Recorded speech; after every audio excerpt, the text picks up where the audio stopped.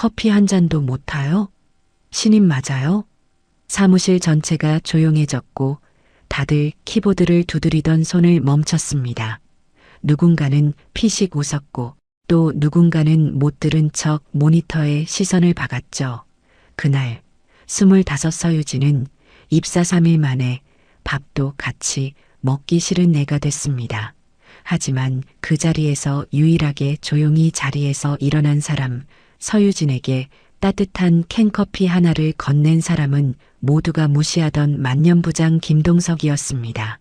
그 전에 잠깐 이 영상이 마음에 드셨다면 구독과 좋아요 부탁드리며 지금 어디에서 시청하고 계신지 댓글로 남겨주세요.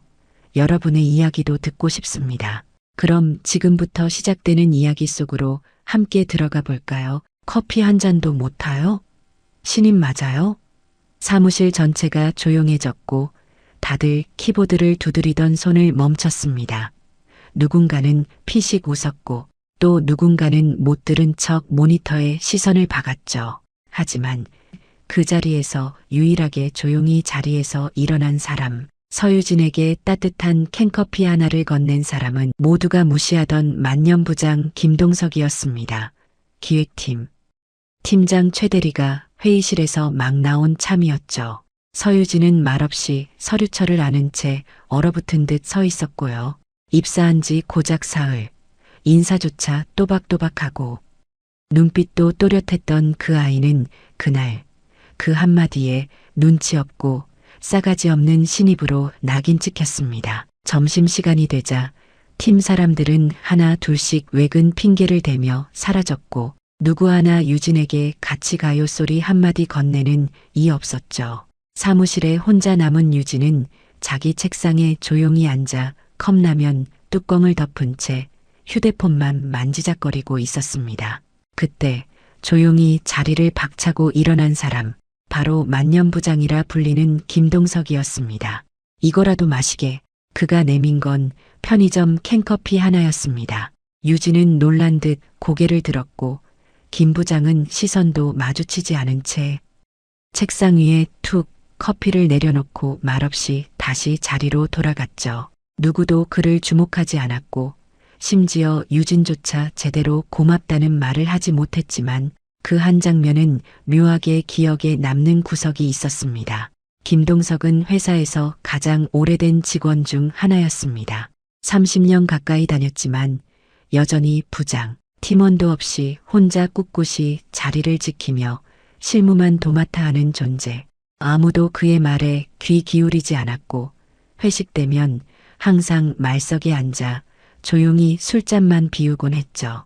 언제부턴가 사람들은 그를 무시했고 심지어 막 입사한 대리조차도 그에게는 반말을 섞었었습니다. 하지만 이상하게도 김 부장은 한 번도 얼굴을 찌푸린 적이 없었습니다. 그저 조용히 자신에게 주어진 일을 묵묵히 해내며 사무실 한편에서 존재감을 죽이고 있었죠.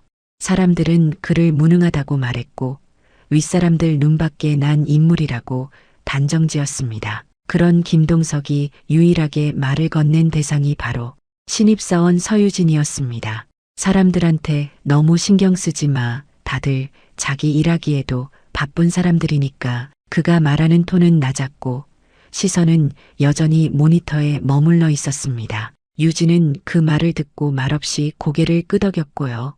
그날 이후 유진은 하루에 한 번쯤은 김 부장 자리를 힐끔 바라보곤 했습니다. 그 조용한 중년 사내에게서 묘한 따뜻함을 느끼기 시작했죠.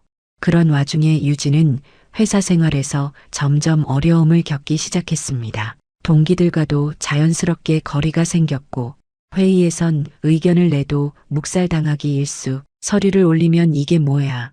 이런 형식은 처음 보는데 하며 대놓고 면박을 받았죠. 그러다 보니 점점 말수도 줄었고 하루에도 몇 번씩 내가 뭘 그렇게 잘못했을까 생각하게 되었습니다. 하지만 김 부장만큼은 달랐습니다. 사소한 출력 실수에도 조용히 다시 방법을 알려줬고 야근하는 날엔 아무 말 없이 유진 자리에 라면 하나를 슬그머니 두고 가기도 했습니다. 그런 사람은 김 부장이 유일했습니다. 그리고 어느 날 그 일이 터졌습니다. 유진이 제출한 기획안이 부서장 손에 들어갔고 예상과 달리 그 안건은 그대로 채택되었죠. 사람들의 시선은 달라지긴커녕 더 날카로워졌습니다. 회장님 백이라도 있나 봐. 저래서 요즘 애들은 배가 불렀지. 이런 말들이 뒷말처럼 돌았고 유진은 점점 더 위축되어 갔습니다. 하지만 김동석은 여전히 똑같았습니다. 그는 무슨 일이 있어도 유진을 따로 대하지 않았고 예전처럼 조용히 인사를 받고 인사를 건네고 가끔은 말없이 커피를 하나 건네며 힘들지? 하고 묻는 유일한 사람이었죠. 그 말조차 큰 위로가 되었고 유진은 점점 그에게 의지하게 되었는지도 모릅니다. 그날은 유난히 공기가 무거웠습니다. 회의실 문이 열리자 기획안 발표를 마친 유진이 안색이 하얗게 질린 채 사무실로 돌아왔습니다. 팀장 최 대리는 뒤따라오며 일부러 들으라는 듯 큰 소리로 말했죠. 기획안이 뭐 이래. 감성팔이야 뭐야. 데이터 하나 없이 느낌으로 다 하겠다는 거냐. 유진은 말없이 자리에 앉아 고개를 푹 숙였습니다. 그날따라 사람들 눈길이 유난히 차갑게 느껴졌고 조용히 흘러나오던 프린터 소리마저 신경을 긁는 듯 아프게 울렸습니다. 하지만 다음 날 오전 사무실 전체를 뒤흔드는 메일 한 통이 도착했습니다. 본사 전략기획실에서 유진의 안건을 채택했다는 공문이었죠. 팀 전체가 웅성거리기 시작했고 회의실에 다시 소집된 직원들은 낯빛이 바뀌었습니다. 최 대리는 어쩔 줄 몰라 하며 멋쩍은 웃음을 지으며 말했죠. 신입이 운이 좋았네. 실수도 실력이긴 하지. 겉으론 축하한다며 박수를 치지만 속은 그렇지 않았습니다. 그 순간 김 부장은 조용히 고개를 들고 유진을 바라봤습니다. 유진은 무표정하게 앉아 있었지만 두 손을 책상 밑에서 꼭 쥐고 있었습니다. 김 부장은 그런 유진의 모습을 보며 천천히 자리에서 일어났습니다. 그리고 탕비실로 가더니 다시 커피 2캔을 들고 와 유진의 책상에 하나를 툭 내려놓았습니다. 이 맛은 내가 좋아할지 모르겠네. 난 요즘 이게 제일 낫더라. 유진은 그제야 미소를 지었습니다. 감사합니다. 그 말 한마디가 참 오래 걸렸습니다. 시간이 흘러도 팀 분위기는 크게 달라지지 않았습니다.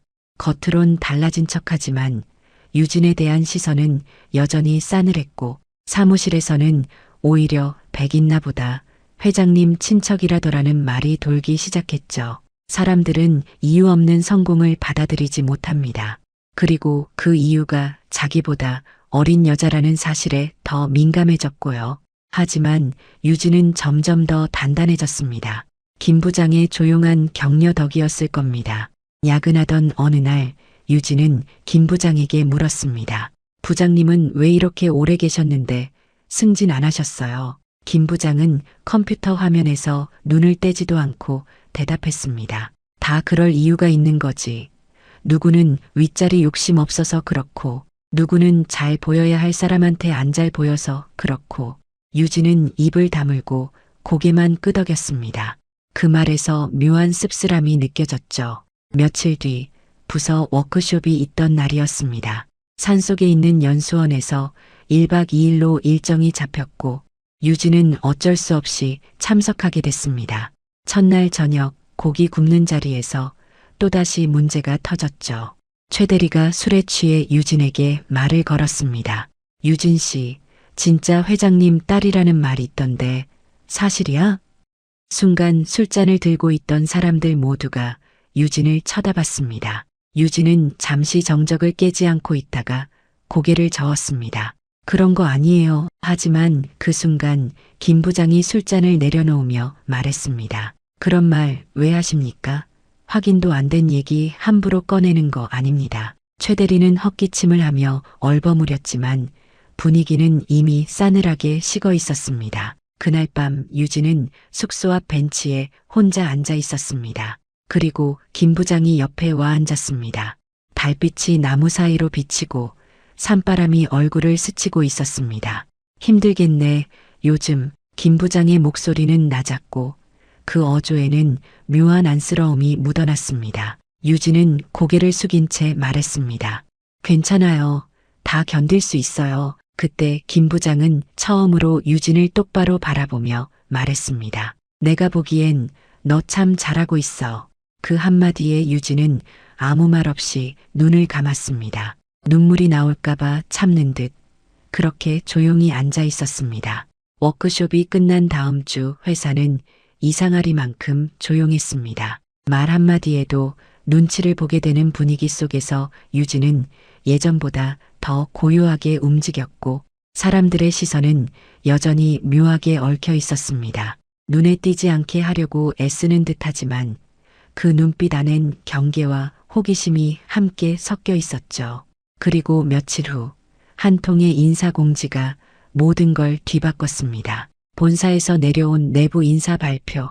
기획팀에 새로 부임한 부사장이 누구인지에 대한 말이 사내 커뮤니티를 통해 퍼졌고 그리고 그 게시글 말미엔 충격적인 내용이 있었습니다. 신임 부사장 서명훈 이사의 막내딸 서유진 신입사원 이름 석자가 적힌 그 글은 순식간에 퍼져나갔고 사람들은 이제 더 이상 입을 다물지 않았습니다. 봐봐, 진짜였잖아. 회장님 막내딸이래. 어쩐지 그 조용한 태도도 그냥 그런 게 아니었네. 우릴 밑에서 관찰하러 온 거 아냐? 혹시 인사평가 하러? 사무실 곳곳에서 이런 말들이 돌았고 유진은 어느 순간부터 사람들이 보내는 시선보다 그 시선이 바뀌는 속도에 더 놀라기 시작했습니다.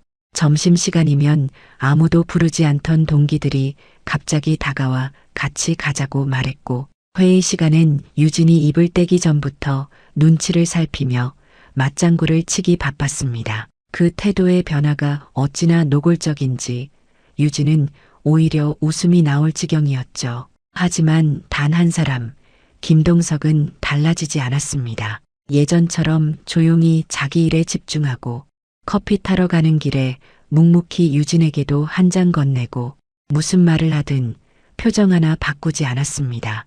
오히려 김 부장의 그 일관됨이 유진에게 더 큰 감동으로 다가왔죠. 그날은 평소보다 일이 많았습니다. 김 부장은 부장이라는 직책이 무색하게 다른 직원들이 꺼리는 보고서 작업을 혼자 도맡아 하고 있었고 유진은 그 모습을 보고 조용히 다가가 말했습니다. 제가 도와드릴게요. 그 자료는 제가 더 익숙하니까요. 김 부장은 처음엔 고개를 저었지만 유진이 끝까지 자리를 뜨지 않자 조용히 한마디 덧붙였습니다. 그럼 부탁 좀 하지. 그날 둘은 처음으로 함께 늦은 밤까지 일을 했고 사무실 안엔 두 사람의 마우스 클릭 소리만이 반복되었습니다. 퇴근길 엘리베이터 앞에서 김 부장이 물었습니다. 오늘 점심 혼자 먹었나? 유진은 어깨를 으쓱하며 대답했죠. 아니요, 동기들이랑 먹었어요. 괜히 저 앞에서 서로 의자 빼주고 난리더라고요. 김 부장은 말없이 웃었고 그 웃음에는 많은 뜻이 담겨 있었습니다. 사람들 원래 그래. 다들 바람 부는 쪽으로 서 있으려고 하지. 그 말이 유난히 오래 귀에 맴돌았습니다.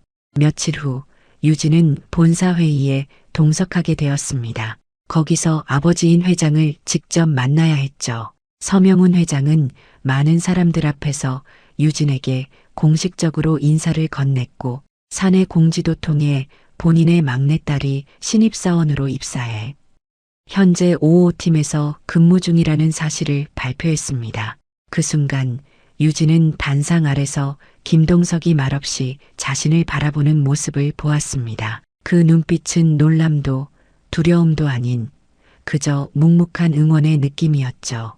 그날 이후 유진은 김 부장을 다시 보게 됐습니다. 누구보다 낮은 자세로 일하지만 누구보다 고든 사람, 어쩌면 세상에 이런 사람이 아직도 남아있다는 게 유진에겐 가장 큰 위안이었습니다. 다른 누구도 아닌 김동석이 자신을 사람 대 사람으로 대해주었고 그 진심을 알아봐준 유일한 인물이었습니다. 회장 딸이라는 사실이 알려진 뒤로 유진을 대하는 사람들의 태도는 하루가 다르게 바뀌었습니다. 사무실에서 마주치는 사람마다 깍듯이 인사하며 말을 조심했고, 심지어는 복사기 사용 순서를 양보하며 유진 씨 먼저 하세요 같은 말까지 나올 정도였죠. 그 전까지만 해도 회의 때 그녀의 의견을 무시하던 대리, 과장들조차 이제는 유진의 말에 고개를 끄덕이며 좋은 아이디어네요라고 말했습니다. 하지만 유진은 그 모든 변화가 마치 얇은 포장지처럼 느껴졌습니다. 그들이 진심으로 자신을 인정하는 것이 아님을 누구보다 유진 자신이 알고 있었기 때문이죠. 회장 딸이라는 타이틀이 아니었다면 그들은 여전히 자신을 커피도 못하는 신입으로 여겼을 겁니다. 그 씁쓸한 현실 속에서 유일하게 변함없이 다가오는 사람이 있었습니다. 바로 김동석 부장이었습니다. 김 부장은 여전히 예전처럼 조용히 일하며 유진이 회장 딸이라는 사실에도 아무런 반응을 보이지 않았습니다. 특별히 다정하게 굴지도 않았고 지나치게 피하지도 않았습니다. 그게 오히려 유진에게는 가장 큰 안정이자 위안이 되었죠. 그러던 어느 날 유진이 기획한 프로젝트가 본사 핵심 사업으로 채택되며 대대적인 발표회를 준비하게 됐습니다. 발표회 당일 유진은 프레젠테이션 준비를 위해 새벽같이 회사에 나왔고 아무도 없는 회의실에서 발표 자료를 정리하고 있었습니다. 그때 회의실 문이 열리고 김 부장이 조용히 들어섰죠. 이 시간에 벌써 나와 있었어? 그의 목소리는 늘 그렇듯 담담했고 유진은 놀라며 고개를 들었습니다. 부장님도요? 응, 아침 회의에 들어가야 해서. 그런데 발표 준비는 잘 돼가? 유진은 고개를 끄덕였습니다. 네, 그런데 좀 떨려요. 이번 발표가 제 경력의 중요한 분기점이 될지도 모르니까요. 그 말에 김 부장은 유진의 앞에 앉아 커피 한 잔을 내려놓으며 말했습니다. 사람들이 뭐라 하든 너는 내가 준비한 걸 믿으면 돼. 다른 건 다 흘려보내. 그 한마디에 유진은 마음 한구석이 따뜻해지는 걸 느꼈습니다. 그 따뜻함은 자신이 회장 딸이라서가 아니라 그저 한 사람으로서 존중받고 있다는 느낌이었죠. 발표회는 성공적이었습니다. 본사 임원들 앞에서 유진은 당당하게 프로젝트를 설명했고 끝난 뒤 박수가 쏟아졌습니다. 회장 역시 만족한 표정으로 유진을 바라보며 고개를 끄덕였습니다. 하지만 그보다 유진이 더 기뻤던 순간은 모든 발표가 끝나고 복귀하는 길목에서 김 부장이 조용히 건넨 말이었습니다. 정말 잘했어. 이제야 좀 웃네. 그 말에 유진은 멈춰서서 김 부장을 바라봤고 부장님은 제가 누군지 알고 있었어요? 김 부장은 잠시 침묵하다가 조용히 입을 열었습니다. 대충 눈치는 챘지. 처음 봤을 때부터 그냥 어딘가 달랐으니까. 그럼에도 불구하고 저를 도와주셨던 이유는 뭐였어요? 그 질문에 김 부장은 잠시 눈을 피하다가 말했습니다. 그냥 내가 내 딸 같았어. 나도 딸이 하나 있었거든. 내 또래였지. 그 말에 유진은 놀란 표정을 지었습니다. 그동안 김 부장이 보여준 따뜻함의 이유를 그제야 이해하게 됐죠. 그건 계산이나 눈치가 아닌 진심이었습니다. 유진은 고개를 숙이며 말했습니다. 감사해요. 부장님 같은 분이 계셔서 이 회사에 다닐 수 있었어요. 김 부장은 말없이 고개를 끄덕였고 그날의 하늘은 이상하리만치 맑았습니다. 발표회 이후 유진은 회사에서 확고한 입지를 다져가기 시작했습니다. 더는 회장 딸이라는 꼬리표로만 보지 않았고 그녀의 일처리 방식과 아이디어 그리고 추진력은 임원진 사이에서도 좋은 평을 얻었죠. 하지만 유진 본인은 오히려 조용해졌습니다. 지나치게 드러나는 것도 과하게 평가받는 것도 부담스러웠기 때문입니다. 오히려 유진이 가장 편하게 대할 수 있었던 사람은 여전히 김동석이었습니다. 그는 자신의 자리를 벗어나지 않았고 늘 하던 일처럼 보고서를 검토하고 후배들의 실수를 대신 수습하고 회의 중에도 절대 남의 말을 끊지 않는 태도로 조용히 존재감을 드러냈습니다. 유진은 어느 날 김 부장을 점심시간에 찾아갔습니다. 조용한 구내식당 한켠, 늘 혼자서 국을 뜨던 그 자리였죠. 같이 먹어도 돼요? 김 부장은 잠시 놀란 듯 눈을 치켜떴다가 이내 미소 지으며 고개를 끄덕였습니다. 그럼 빈자리 많지. 두 사람은 함께 밥을 먹었고 말수는 많지 않았지만 마음은 편안했습니다. 유진은 식판을 정리하며 문득 물었습니다. 부장님, 예전엔 승진 기회 없었어요? 그 질문에 김 부장은 숟가락을 내려놓고 조용히 입을 열었습니다. 기회야 있었지. 근데 사람이 너무 똑바로만 살면 조직에선 튀기도 하거든. 그 말에 유진은 무겁게 고개를 끄덕였습니다. 며칠 뒤 유진은 회장실로 불려갔습니다. 서명훈 회장은 딸을 맞이한 얼굴이 아닌 경영자로서의 얼굴로 유진을 바라봤습니다. 김동석 부장에 대해 들었냐?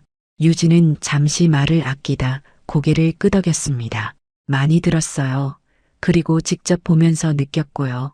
회장은 잠시 침묵하다가 말을 이었습니다. 사실 내가 입사하기 전부터 그 사람에 대한 이야기는 들었었지. 성실하고 정직하고 하지만 승진과는 거리가 멀다는 평가. 윗사람들 눈밖에 난 적도 많고 유진은 그 말에 단호하게 말했습니다. 저는 그런 분이야말로 진짜 리더라고 생각해요. 회장은 미소 지으며 고개를 끄덕였습니다. 그래, 그래서 그 사람을 다시 한번 기용하려 한다. 며칠 후 김동석의 이름이 다시 사내에 오르내리기 시작했습니다. 본사 기획부장으로의 정격 승진, 회장의 직접 지시로 인사팀에서 새로 올린 인사공지에는 김 부장의 이름이 올라 있었습니다. 사람들은 놀라워했고 일부는 불만을 품기도 했지만 대부분은 고개를 끄덕이며 수긍했습니다. 그래, 그 정도면 자격 있지. 묵묵히 일한 사람한테도 기회는 와야지. 유진은 그날 김 부장의 자리로 조용히 찾아가 말했습니다. 축하드려요, 부장님. 아니, 이제 실장님이시죠. 김 부장은 멋쩍게 웃으며 고개를 저었습니다. 내 자리가 어색하긴 하네. 그래도 이렇게 다시 일할 수 있게 된 것도 내 덕분이다. 유진은 웃으며 고개를 저었습니다. 아니요, 저는 그냥 부장님께 받은 걸 되돌려드린 것뿐이에요. 그날 퇴근길 유진은 사무실 불이 꺼진 걸 확인하고 조용히 나섰습니다. 복도 한켠 빈자리에 앉아있던 김 부장의 옛 책상 앞에서 잠시 멈췄고요. 거기엔 누군가 놓고 간 커피 한 캔이 남겨져 있었습니다. 그 옆엔 조그맣게 적힌 메모가 붙어 있었죠. 처음 그날 이 커피 덕분에 하루를 버틸 수 있었어요. 감사합니다. 유진은 조용히 웃었습니다. 그 어떤 말보다 진심이 느껴지는 메모였죠. 김동석 실장이 된 지 몇 달이 지났습니다. 사람들의 태도는 확연히 달라졌고 그는 이제 더 이상 무시당하거나 외면받는 인물이 아니었습니다. 회의에서 의견을 내면 모두가 귀를 기울였고 그가 제안한 안건은 무게감이 달랐습니다. 하지만 그는 여전히 예전처럼 조용히 말보다 행동으로 보여주는 사람이었죠. 사무실 책상도 그대로, 커피 마시는 시간도 그대로, 점심시간이면 혼자 밥을 먹다가도 누가 다가오면 조용히 반겨주는 모습까지도 단 하나도 변하지 않았습니다. 어느 날 유진은 김 실장의 자리에 앉아 그와 함께 프로젝트 방향을 논의하고 있었습니다. 그는 늘 그렇듯 꼼꼼히 내용을 살피며 몇 가지 조언을 건넸고 유진은 그의 말 하나하나를 놓치지 않으려 필기를 하며 고개를 끄덕였습니다. 그때였습니다. 한 직원이 다가와 유진에게 조심스럽게 말을 붙였죠. 유진 씨, 혹시 시간 괜찮으면 이따가 잠깐 팀 회의 같이 할 수 있을까요? 예전 같았으면 상상도 못할 일이었습니다. 직원들이 먼저 유진에게 손을 내밀고 그녀를 중심으로 프로젝트가 굴러가기 시작한 겁니다. 하지만 유진은 그 모든 것이 김 실장의 진심에서 비롯되었다고 믿고 있었습니다. 자신이 진심으로 존중받았기에 다른 사람들에게도 그 진심을 보여줄 수 있었던 거죠. 그러던 어느 날 김 실장이 조용히 사직서를 제출했습니다. 이제는 좀 쉬어야 할 것 같아서 그 말에 유진은 깜짝 놀라 말렸지만 그는 미소 지으며 말했습니다. 나는 이제 할 만큼 했어. 너같이 당찬 후배들이 자리를 잡고 있으니 이제 나도 내 인생을 좀 돌아봐야지. 회사의 마지막 날 유진은 김 실장의 책상 위에 조용히 무언가를 올려두었습니다. 하얀 봉투 하나, 그리고 그 안에는 편지 한 장이 들어 있었습니다. 실장님, 처음 입사했을 때 아무도 제게 따뜻한 말을 건네지 않았습니다. 하지만 실장님은 유일하게 제게 캔커피를 건네며 말없이 자리를 지켜주셨죠. 그 한 잔의 커피가 제가 견딜 수 있었던 이유였습니다. 감사합니다. 당신의 진심은 제 인생을 바꿨어요. 언젠가 실장님 같은 어른이 되고 싶습니다. 진심으로 고맙습니다. 서유진 드림. 그날 회사 로비를 나서던 김 실장은 한참을 발걸음을 멈추고 손에 쥔 편지를 가슴에 조용히 넣었습니다. 그 표정엔 지난 30년이 담겨 있었고 무거운 듯 가벼운 그런 미소가 머물러 있었죠. 밖엔 봄바람이 불고 있었습니다. 꽃이 피려는 듯 움츠린 나뭇가지마다 새순이 돋고 있었고 그 길을 천천히 걷는 김동석의 뒷모습은 누구보다 자랑스러운 퇴장의 모습이었습니다. 그는 조용히 중얼였습니다. 이제야 잘 떠나는 것 같네. 오늘 이야기를 들어주셔서 감사합니다. 영상 보시고 느끼신 감정 댓글로 함께 나눠주세요. 여러분의 한마디가 누군가에겐 큰 위로가 될 수 있습니다. 영상이 마음에 드셨다면 구독과 좋아요, 응원 부탁드립니다. 오늘도 귀한 시간 내어주시고 끝까지 시청해주신 구독자, 시청자 여러분 진심으로 감사드립니다. 항상 건강하세요.